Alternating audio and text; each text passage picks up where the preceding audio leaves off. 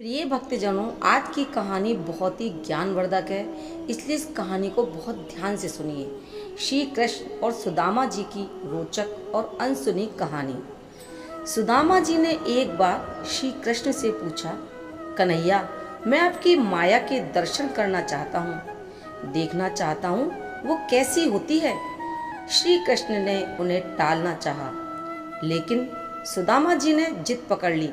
तो श्री कृष्ण ने कहा, अच्छा, कभी समय आएगा तो जरूर बताऊंगा। एक दिन श्री कृष्ण ने कहा, आओ सुदामा, गोमती में स्नान करने चलते हैं। और इस तरह से दोनों गोमती के तट पर गए। वस्त्र उतारे दोनों नदी में उतर गए। श्री कृष्ण स्नान करके तट पर लौट आए, पीतांबर पहनने लगे।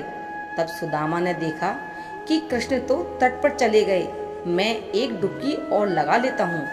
और जैसे ही सुदामा जी ने डुबकी लगाई, सुदामा जी को लगा गोमती में बाढ़ आ गई है और वो बहे जा रहे हैं। सुदामा जी जैसे तैसे घाट के किनारे रुके, घाट पर चढ़ने लगे और फिर घूमने लगे। घूमते घूमते गांव के पास गए तो वहाँ एक हथनी ने उनके गले में फूलों की माला पहना दी। सुदामा जी हैरान हो गए। वहां देखा तो लोग इकट्ठे हो गए। लोगों ने कहा, हमारे देश के राजा की मृत्यु हो गई है और यहाँ का नियम है कि राजा की मृत्यु के बाद हथिनी जिस व्यक्ति के गले में माला पहना देती है वही हमारा राजा होता है। और हथिनी ने आपके गले में माला पहनाई है, इसलिए आप हमारे राजा हैं। सुदामा जी हैरान हुए कि मैं राजा बन गया और फिर एक राजकन्या के साथ उनका विवाह भी हो गया, उनके पुत्र हो गया एक दिन सुदामा जी की पत्नी बीमार हो गई और अंत में मर गई। सुदामा जी दुख से रोने लगे, क्योंकि उनकी पत्नी मर गई थी जिसे वो बहुत प्यार करते थे। क्योंकि सुदामा जी की पत्नी सुंदर और सुशील थी। तब लोग इकट्ठे हो गए। उन्होंने सुदामा जी से कहा, आप रोए नहीं, क्योंकि आप हमारे राजा हैं, लेकिन जहां आपकी रानी गई हैं वहीं आपको भी जाना है। ये तो इस मायापुरी का नियम है। आपकी पत्नी की चिता को जब अग्नि दी जाएगी तो आपको भी उनके साथ अग्नि में प्रवेश करना है। आपको अपनी पत्नी के साथ ही जलना होगा। इतना सुनकर सुदामा जी की सांस रुक गई, हाथ पांव फूल गए। सोचने लगे, अब मुझे भी पत्नी के साथ मरना होगा। मेरी पत्नी की तो मौत हुई है, लेकिन मैं क्यों मरूं? ये कैसा नियम है? सुदामा जी अपनी पत्नी की मृत्यु को भूल गए। उनका रोना भी बंद हो गया। अब तो वो खुद की चिंता में ही डूब गए। उन्होंने लोगों से कहा कि मैं मायापुरी का वासी नहीं हूँ, मुझ पर आपकी नगरी का कानून लागू नहीं होगा, मुझे क्यों जलना होगा? लेकिन लोग नहीं माने। कहने लगे, अपनी पत्नी के साथ तो आपको चिता में जलना ही होगा, ये यहाँ का नियम है।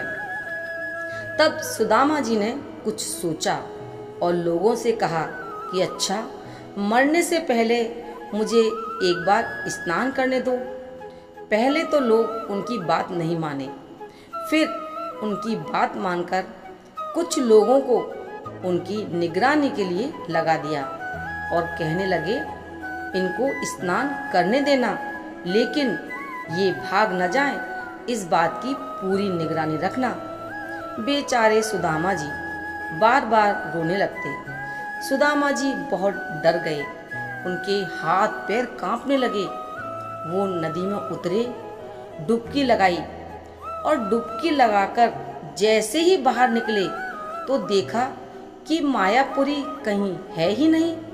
नदी किनारे पर श्री कृष्ण अपना पीतांबर पहन रहे थे और सुदामा जी एक दुनिया घूमकर आए थे, मौत के मुंह से बचकर आए थे।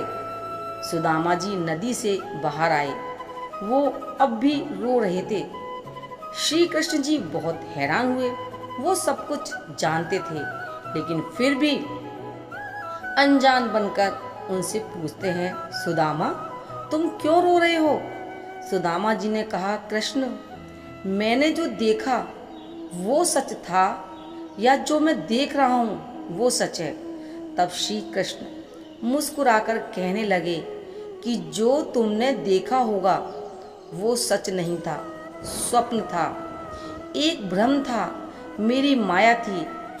अब जो तुम मुझे देख रहे हो ये सच है, मैं ही सच हूँ। मुझसे भिन्न अलग जो भी है वो मेरी माया है। जो मुझे चारों तरफ देखता है, महसूस करता है, मेरा ध्यान करता है, उसे मेरी माया स्पर्श भी नहीं करती। माया स्वयं का विस्मरण है, माया अज्ञानता है, माया परमात्मा से भिन्न है। माया नाचती भी है और नाचाती भी है। जो प्रभु श्री कृष्ण से प्रेम करता है, उनका ध्यान करता है, वो नाचता नहीं है, ना ही माया से भ्रमित होता है। वो जान जाता है कि ईश्वर की माया क्या है, जैसे सुदामा जी जान गए थे।